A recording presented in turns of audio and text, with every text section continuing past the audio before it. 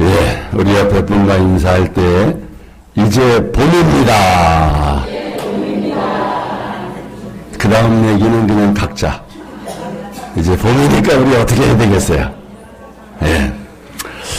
여러분 금주부터 사순절이 시작됩니다. 사순절은 예수님께서 우리를 대신해서 십자가의 고난당하심을 묵상하는 절기입니다.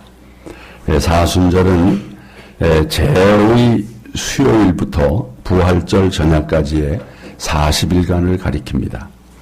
제의 수요일이란 사순절이 시작되는 수요일로서 참회자 머리 위에 재를 뿌린 습관에서 유래가 됐는데, 바로 금주 수요일 6일이 바로 제의 수요일이고, 다음 주일 10일주일이 사순절 첫째 주일이 되겠습니다. 사순절은 그리스도의 십자가의 길에 동행하는 절기입니다. 동행한다는 것은 길을 같이 간다는 것입니다. 근데 좋은 데 가기 위한 동행은 참 쉽습니다. 우리 밥 먹으러 갑시다. 얼마든지 동행하지요. 그러나 고난받는 길에 동행하는 길은 쉽지 않습니다. 제자들도 주님께서 이적과 표적을 보이실 때는 주님과 동행하기가 좋았습니다. 아주 신났습니다. 그러나 주님께서 고난당하는 길에 동행하기는 싫었습니다. 그래서 예수님의 순환의 길을 가실 때는 다 도망가기에 바빴습니다. 예수님을 팔아넘기는 제자도 있었고요. 예수님을 모른다고 부인하는 제자들도 있었습니다. 그래서 주님께서는 홀로 외로이 비아 돌로로사 십자가 순환의 길을 가셨습니다. 성도 여러분, 금년 사순절에는 우리 주님이 외롭지 아니하시도록 우리 모두 주님과 동행하시기를 바랍니다. 그러면 주님이 비록 십자가를 길을 가시더라도 얼마나 힘이 나시겠습니까? 여러분, 십자가를 지는 일이 얼마나 고통스러운가 상상해 보셨습니까? 보통 십자가에 못 박혀 죽는 것을 4번의 죽음을 당하는 것이라 이렇게 말합니다. 여러분, 한 번 죽는 것도 힘든데 4번씩이나 죽다니요. 첫 번째 죽음은 십자가에 달리기 전 이미 채찍에 맞아서 온몸이 만신창이 되는 죽음이요. 뼈를 뚫고 살을 에업하고 들어가는 대못에 박히는 죽음이 2번째 죽음이요. 옷을 벗기고 조롱하는 사람들의 비웃음 속에서 인격적인 죽임을 당하는 3번째 죽음이 있고, 온몸에 물과 피를 다 쏟기까지 참을 수 없는 고통을 당하는 것이 4번째 죽음입니다. 인류의 죄를 대신 담당하기 위한 고통인 만큼 그 고통의 무게는 우리가 상상할 수 없을 만큼 컸던 것입니다. 이러한 주님의 고통은 사실 우리가 당해야 할 고통입니다. 우리가 지은 죄 때문에 우리가 그 죄의 벌을 받아야 마땅한 거지요. 그런데 주님께서 우리 대신 이 큰 고통을 당하셨습니다. 예수님은 이런 압박과 이 고통을 앞두시고 어떻게 하셨는가? 예수님은 제자들 몇 명과 함께 겟세마네 동산으로 가셨습니다. 예수님은 예루살렘에 오실 때마다 이곳 겟세마네 동산에 오르셔서 늘 기도하셨습니다. 이때도 늘 찾으시던 겟세마네로 올라가셨습니다. 우리 하나님 말씀 보겠습니다. 예수께서 제자들과 함께 겟세마네라 하는 곳에 이르러 제자들에게 이르시되 내가 저기 가서 기도할 동안에 너희는 여기 앉아 있으라 하시고 베드로와 야베대의 2 아들을 데리고 가실세. 이 말씀 첫 부분에 이해라는 말이 나와요. 이해는 그 앞부분과 연결되는 말이지요. 앞절에 무슨 말씀이 있는가? 35절 말씀을 한번 보시죠. 베드로가 이르되 내가 주와 함께 죽을지언정 주를 부인하지 않겠나이다 하고 모든 제자도 그와 같이 말하니라. 여러분, 베드로를 비롯한 제자들은 예수님의 십자가의 고난과 죽음이 가까이 오는데도 전혀 마음의 준비를 하지 않고 그냥 큰 소리만 뻥뻥 치는 것입니다. 죽을지언정 주님을 부인하지 않겠습니다. 그래서 예수님은 이에 제자들을 데리시고 겟세마네 동산으로 가신 것입니다. 왜 제자들과 함께 겟세마네로 가셨습니까? 당연히 기도하러 가신 거지요. 예수님은 지금이야말로 기도할 때임을 아셨습니다. 겟세마네의 기도 없이는 십자가를 감당할 수 없음을 아셨습니다. 겟세마네의 자기 분과 자기 포기 없이는 하나님의 뜻을 따라 십자가의 쓴 잔을 마실 수가 없다는 것을 아셨습니다. 겟세마네에 오르지 않고는 갈보리 십자가에 오를 수 없음을 아셨기 때문입니다. 그래서 사랑하는 세 제자 베드로, 야고보, 요한을 데리고 겟세마네로 가신 것입니다. 오늘 본문을 가만히 보면 함께라고 하는 말이 4번이 나와요. 36절에 제자들과 함께, 38절에 나와 함께, 40절에 나와 함께, 또 46절에 일어나 함께 가자. 성도 여러분, 오늘도 주님은 여러분과 함께 겟세마네 동산에 오르기를 원하십니다. 우리와 함께 기도하시기를 원하십니다.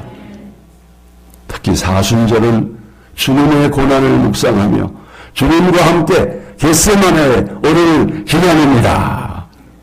이번 사순절에 우리 모두 겟세마네에 오를 수 있기를 원합니다.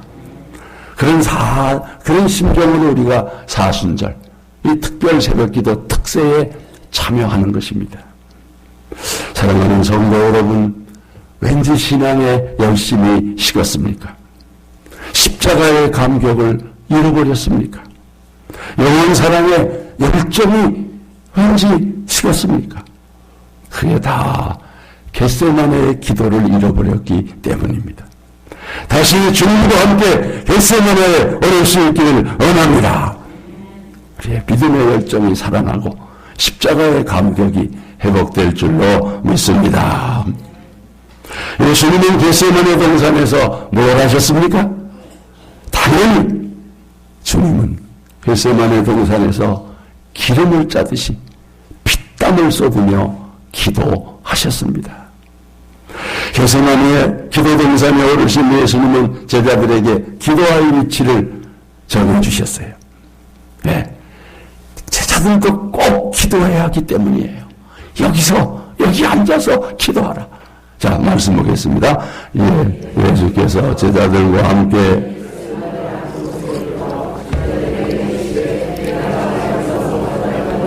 너희는 여기 앉아 있으라. 그냥 앉아 있으라는 겁니까? 앉아서 기도하라는 거죠. 네. 그리고 예수님도 기도의 자리를 정하시고 기도를 시작하셨습니다. 이때 예수님은 뭘 위해서 기도하셨을까요? 주님 앞에 무슨 문제가 있었습니까? 당연히 십자가 지는 문제를 놓고 기도하셨습니다. 하나님의 뜻에 따라 대속의 십자가를 지는 문제, 세상 죄를 지고 가는 어린 양처럼 희생양이 되시는 문제, 갈보리 십자가에 달려 화목제물이 되는 문제, 이 문제를 가지고 성부 하나님께 나아가 기도하시는 것입니다. 예수님은 십자가의 길을 가기 위해선 생명을 건 기도가 필요하다고 생각했습니다. 이 기도야말로 사탄과의 마지막 전쟁을 승리로 이끌기 위한 영적 전쟁이었습니다. 사탄은 이 전쟁에서 주님을 넘어뜨리기 위해 모든 공격을 개시했습니다. 주님을 향한 사탄의 공격은 집요하고 강렬했습니다. 그러므로 주님은 이 영적 전쟁을 승리로 이끌기 위해 목숨을 건 겟세마네에 기도를 했던 것입니다. 여러분, 이때 주님의 심정이 어떠셨습니까? 이 말씀 보십시오. 다 같이 베드로와 세베대의 두 아들을 데리고 가실새 고민하고 슬퍼하사 이에 말씀하시되 내 마음이 매우 고민하여 죽게 되었으니 매우 고민하시고 그리고 슬퍼하셨다고 그랬어요. 정말 심한 고민으로 인해 죽을 것 같다고 그랬어요. 죽을 것 같다고. 왜 안 그렇겠습니까? 여러분, 십자가에 달리는 문제가 보통 문제입니까? 아까 몇 번 죽는 거라고 그랬어요? 4번 죽는 거라고 그랬어요. 그래서 너무 고민하여 죽게 되었다고 말해요. 성도 여러분, 예수님의 이 슬픔, 이 고민은 누구를 위한 것입니까? 왜입니까? 누구 때문에 이 슬픔을 당함? 다 저와 여러분을 위한 고민인 줄로 믿습니다. 우리가 고민해야 되는데 주님이 대신 고민하는 거예요. 우리가 슬퍼해야 될 걸 주님이 대신 슬퍼하시는 거예요. 자, 여러분 이 말씀 보세요. 다 같이. 그가 찔림은 우리의 허물 때문이요, 그가 상함은 우리의 죄악 때문이라. 그가 징계를 받음으로 우리가 평화를 누리고 그가 채찍에 맞음으로 우리는 나음을 받았도다. 우리는 다 양 같아서 그릇 행하여 각기 제 길로 갔거늘 여호와께서는 우리 모두의 죄악을 그에게 담당시키셨도다. 아멘. 이는 이사야 선지자가 예언한 대로입니다. 예수님은 우리의 죄 때문에 찔림을 당하고 상처를 입으셨습니다.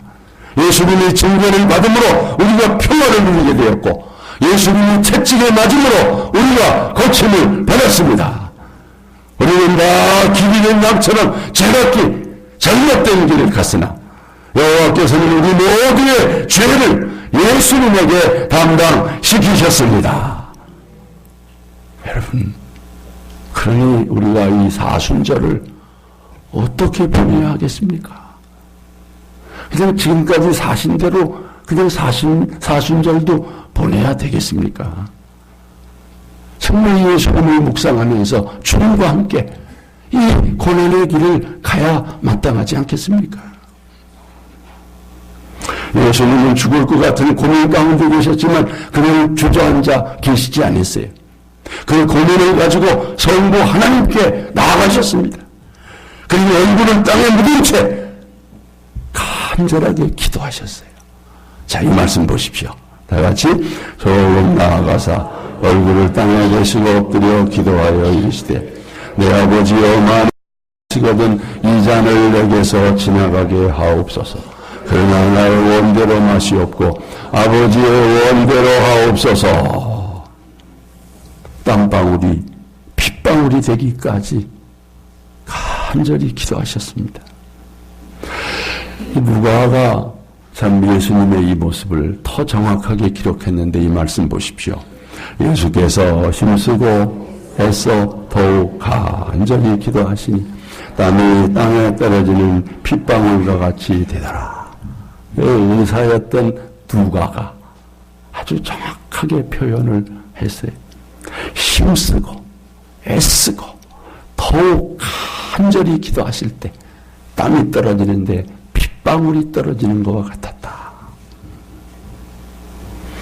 이 기도는 인간의 한계를 넘은 기도입니다.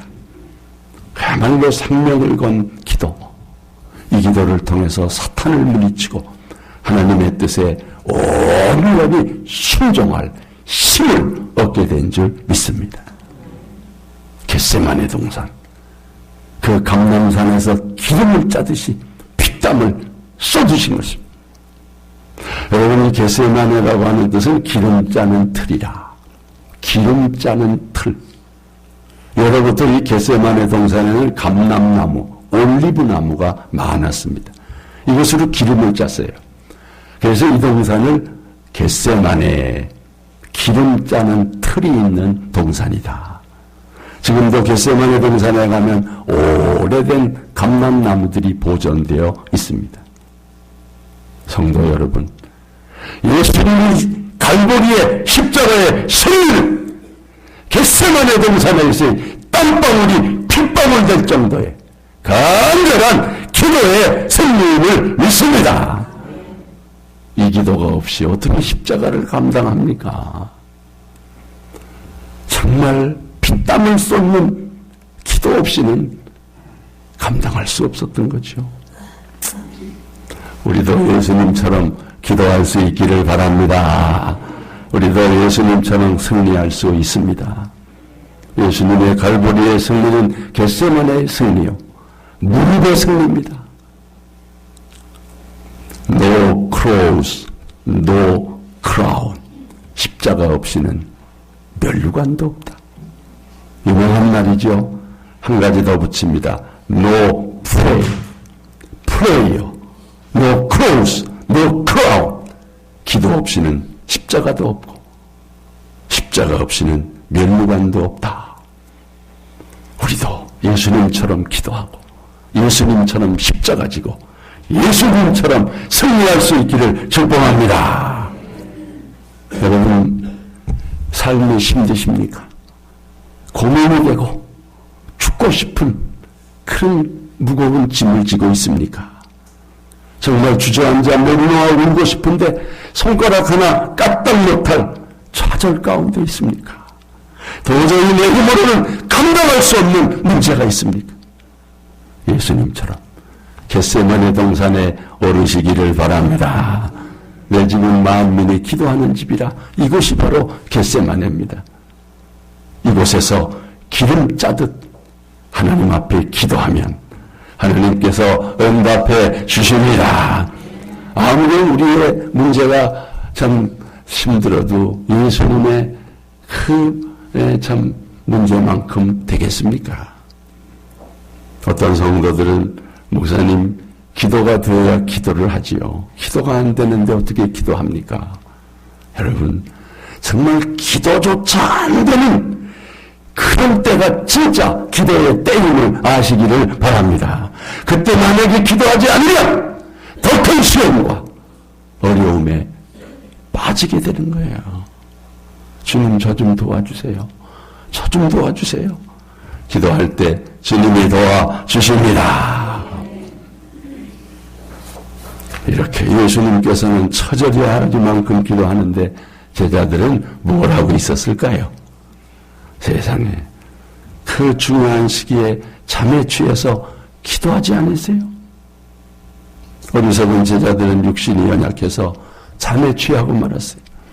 3번씩이나 간곡하게 기도를 당부했지만 여전히 잠에 취해 있었어요. 그 제자들에게 주님이 하신 말씀 다 같이 보십시오. 제자들에게 오사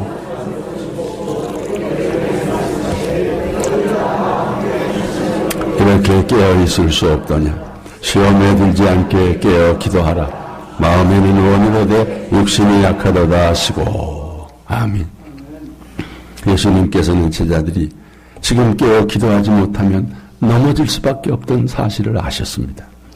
그래서 주님은 어떻게든지 제자들을 깨우고 또 깨웠습니다. 그러나 그들은 육신의 피곤을 이기지 못하고 끝내 잠에 취해버렸습니다.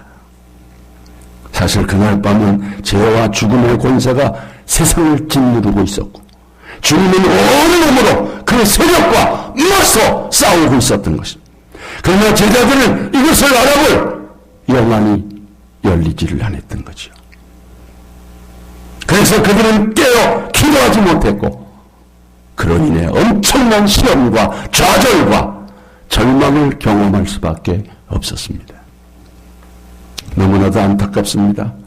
예수님은 십자가의 죽음이 임박했을 때 심히 고민되시고 죽으실 만큼의 밤을 보내셨습니다.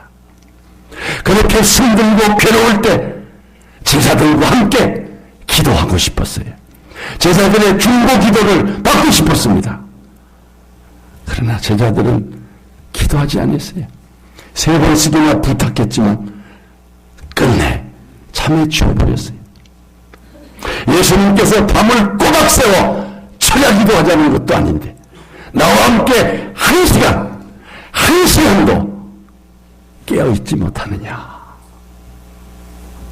성도 여러분, 이것이 우리 모습 아닙니까? 이게 지금 여러분의 모습 아닙니까?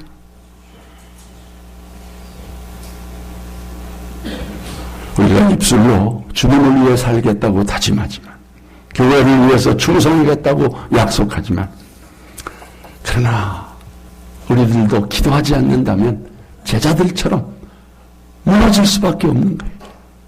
죽을지언정 주님과 함께 하겠습니다 다짐했지만 그냥 무너져버리고 말았던 거죠.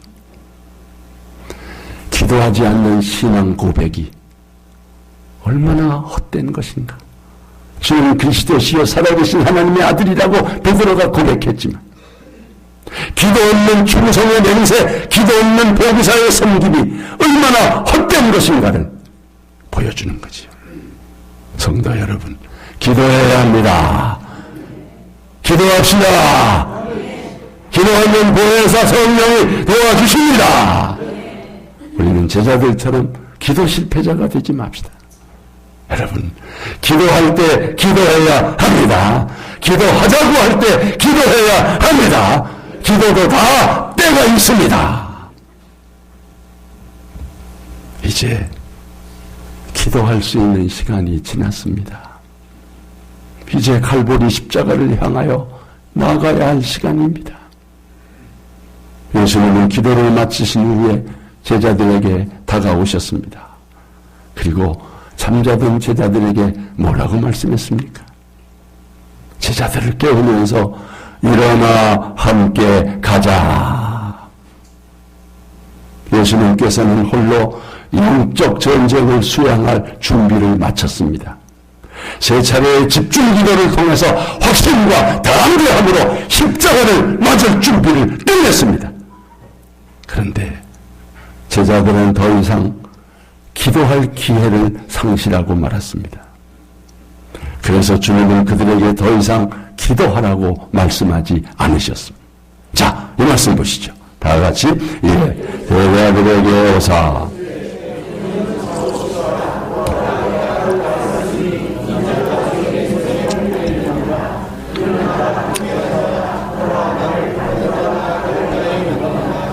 예수님은 배신자 가룟유다가 군사를 데리고 오는 것을 아셨습니다. 예수님은 십자가의 길을 피하지 않고 적극적으로 로마 군병들이 있는 곳을 향해 나가셨습니다. 주님은 이미 겟세마네 동산에서 모든 구원을 이룰 힘을 얻으셨습니다. 그리고 제자들에게 이제는 자고 쉬라. 그리고 일어나서 함께 가자. 갈보리 십자가까지 함께 가자고 말씀하십니다. 기도에 실패한 제자들이었지만 주님은 그들과 끝까지 함께하고 싶으셨습니다. 제자들이 실망스러웠지만 그래도 실망하지 않으셨습니다. 제자로 선택한 것을 후회하지도 않으셨습니다. 제자들에 대한 희망을 끝까지 포기하지 않으셨습니다. 부활 이후에 오순절 성령을 받은 제자들이 십자가의 복음을 전하는 전도자로 쓰임을 받았습니다. 초대교회 지도자로 쓰임을 받았습니다. 근데 이 제자들이 하나밖에 없는 목숨을 주님을 위해서, 복음을 위해서 기꺼이 드리는 순교자의 길을 갔습니다. 성도 여러분, 저와 여러분도 부르심을 받은 후에 수없이 넘어졌습니다. 주님께 실망만 시켜드렸습니다. 기도도 못하고 잠만 잤습니다. 그러나 주님은 여러분을 포기하지 않으십니다. 여러분에 대한 희망을 접지 아니하십니다.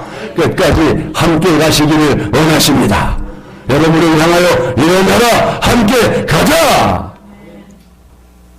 그러니 우리는 제자들처럼 잠에 취하지 말고 기도하고 그리고 주님과 함께 갑시다. 이번 사순절에 우리 모두 함께 깨어 기도할 수 있기를 원합니다. 잠자는 나의 영혼을 깨울 수 있기를 바랍니다. 그리고 주님과 함께 복음 들고 세상으로 담대하게 나아갈 수 있기를 바랍니다. 십자가와 부활의 복음을 전하러 나아갈 수 있기를 원합니다. 우리 모두 연약한 무릎을 일으켜 세우고 일어나 함께 주님께 세상을 향하여 나아갈 수 있기를 바랍니다. 우리 함께 찬양하겠습니다.